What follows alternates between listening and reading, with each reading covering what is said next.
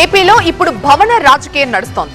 తాజాగా తాడేపల్లిలో నిర్మాణంలో ఉన్న వైసీపీ ఆఫీస్ భవనానికి అనుమతులు లేవంటూ ప్రభుత్వం కూల్చేసింది. ఇది కక్ష సాధింపు అని వైసీపీ ఆరోపిస్తుండగా నిబంధనలు పాటించినందుకే అని అధికారులు అంటున్నారు. రాష్ట్ర వ్యాప్తంగా వైసీపీ ఆఫీస్ భవనాలపై అధికారులు చర్యలకు దిగుతున్నారు.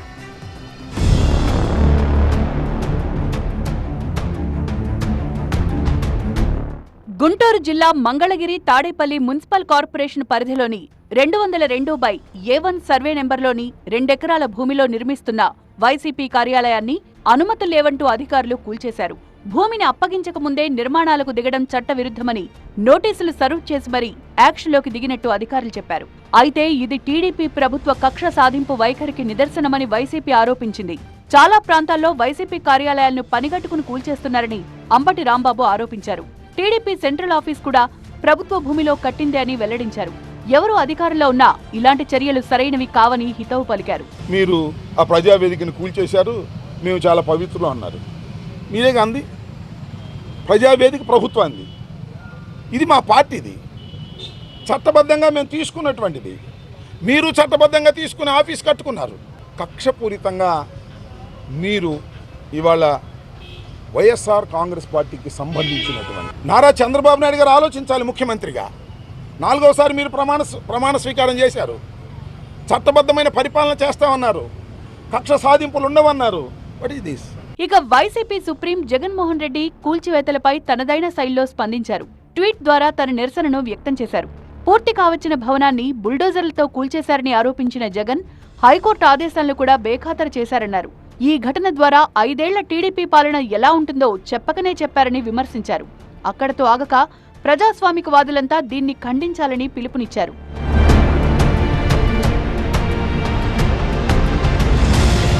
వైసీపీ వెర్షన్ ఇలా ఉంటే ఇక అధికార టీడీపీ నేతలు కూడా తమ వాదనను ట్వీట్ రూపంలో వినిపించారు. ప్రభుత్వ భూమిని చౌక ధరకే లీజుకు తీసుకోవడమే గాక అనుమతులు లేకుండా అవినీతి సొమ్ముతో కట్టిన నిర్మాణాలను సంబంధిత అధికారులు పర్మిషన్లు లేకపోవడంతో కూల్చేశారని టీడీపీ నేత బుద్ధ వెంకన్న కౌంటర్ ఇచ్చారు. ప్రజాధనంతో నిర్మించిన ప్రజావేదికను కూల్చలేదు కదా అని చురకంటించారు.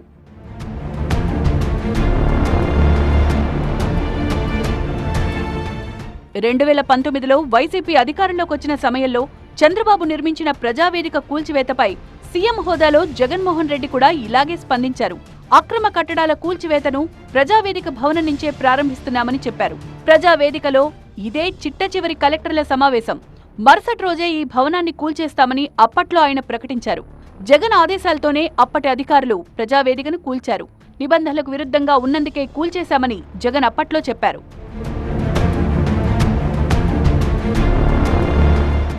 మంగళగిరిలోనే కాదు, విశాఖలోనూ వైసీపీ కార్యాలయాలకు నోటీసులిచ్చారు. ఎండాడలోని సర్వే నెంబర్ 175/4లో 2 ఎకరాల స్థలంలో అనుమతులు లేకుండా నిర్మాణాలు చేపట్టారని ప్రభుత్వ అధికారులు అభ్యంతరం వ్యక్తం చేశారు. జీవీఎంసీ నుంచి కాకుండా అనుమతుల కోసం వీఎంఆర్డీఏకు దరఖాస్తు చేయడం, అక్కడి నుంచి అనుమతులు రాకుండానే నిర్మాణాలు పూర్తి చేయడంపై జీవీఎంసీ వివరణ కోరింది. వారంలోపు సరైన వివరణ ఇవ్వకపోతే తదుపరి చర్యలుంటాయని వైసీపీ కార్యాలయానికి నోటీసులు అంటించారు. అయితే ఆ నోటీసులు తొలగించిన మాజీ మంత్రి గుడివాడ అమర్నాథ్ మాట్లాడుతూ ఇది బుల్డోజర్ ప్రభుత్వమని ఆరోపించారు. మీకు అధికారం ఉందని చెప్పి, మీకు ఒక సొంత రాజ్యాంగం ఉందని చెప్పి, మేము ఎర్ర పుస్తకంలో రాసుకున్నటువంటి అన్ని అమలు చేస్తామని చెప్పి ఈ రకమైనటువంటి చర్యలు వీటికి పాల్పడతామంటే సరే, రేపు కూడా మళ్ళీ ప్రజాస్వామ్యంలో ఏది శాశ్వతం కాదు. ఈరోజు బుల్డోజర్ల ప్రభుత్వం మొదటి నుంచి అధికారంలోకి వచ్చినటువంటి రోజు నుంచి గడిచినటువంటి 20 రోజులుగా ఏ రకమైనటువంటి విధ్వంసకాండ. 3 ఏళ్ల క్రితం విశాఖలో చినగదిరి మండలం ఎండాడ గ్రామ సర్వే నెంబర్ 175/4లో 2 ఎకరాల స్థలాన్ని వైఎస్ఆర్సీపీ కార్యాలయానికి కేటాయించారు. సాధారణంగా ఇక్కడ కట్టే భవనాలకు గ్రేటర్ విశాఖ మున్సిపల్ కార్పొరేషన్ అనుమతులు ఇవ్వాల్సి ఉంటుంది. కానీ వీఎంఆర్డీఏలో ప్లాన్ అనుమతి కోసం 525 రోజుల క్రితం దరఖాస్తు చేశారు. అందుకు 10,000 చెల్లించారు. అయితే ఇన్నాళ్ళు ఏమైందో తెలియదు గాని 2 రోజుల క్రితం 20వ తేదీ గురువారం మధురవాడ జోన్ 2 సచివాలయ ప్లానింగ్ కార్యదర్శి ఎండాడలోని వైఎస్ఆర్సీపీ కార్యాలయం దగ్గరకు వెళ్లారు. భవన నిర్మాణాలకు ప్లాన్ ఉందా లేదా అని ఆరా తీశారు.